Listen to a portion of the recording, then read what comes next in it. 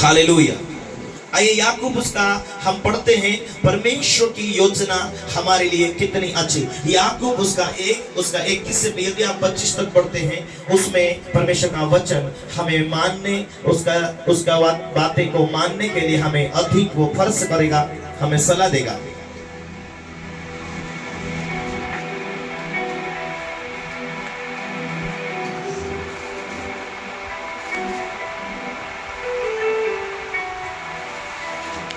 इसलिए सारी मलिनता और भेदभाव की बढ़ती को दूर करके उस वचन को नम्रता से ग्रहण कर लो, जो हृदय में बोया गया और जो तुम्हारे प्राण का उद्धार कर सकता।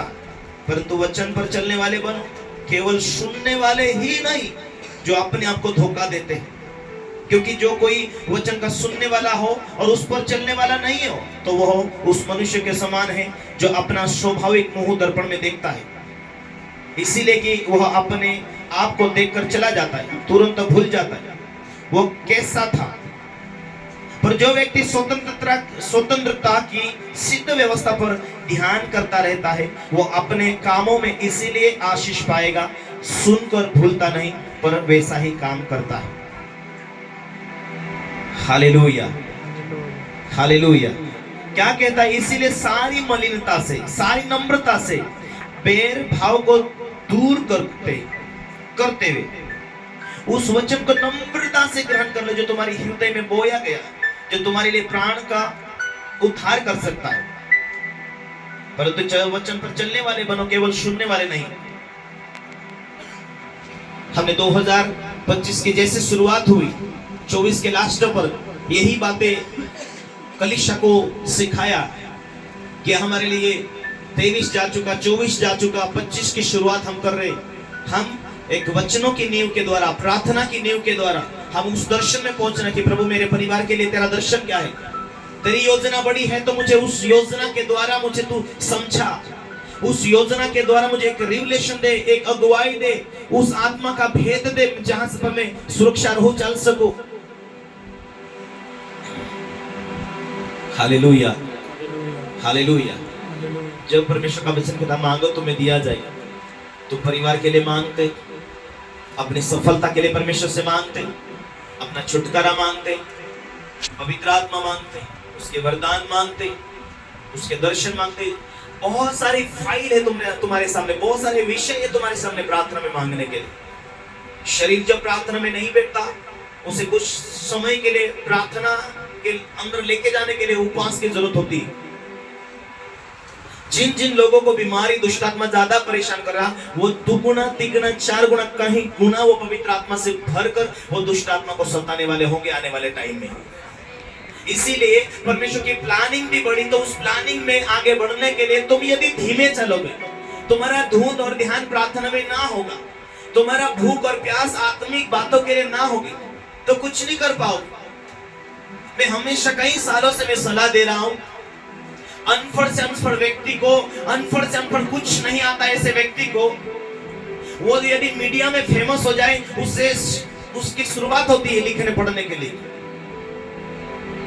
ओ आ ई उ उसकी शुरुआत होती है। चलो आगे तुम्हें कुछ करना है, पढ़ाई की जरूरत पड़ेगी, लिखने की जरूरत पड़ेगी, उसकी ट्रेनिंग शुरुआत हो जाती है।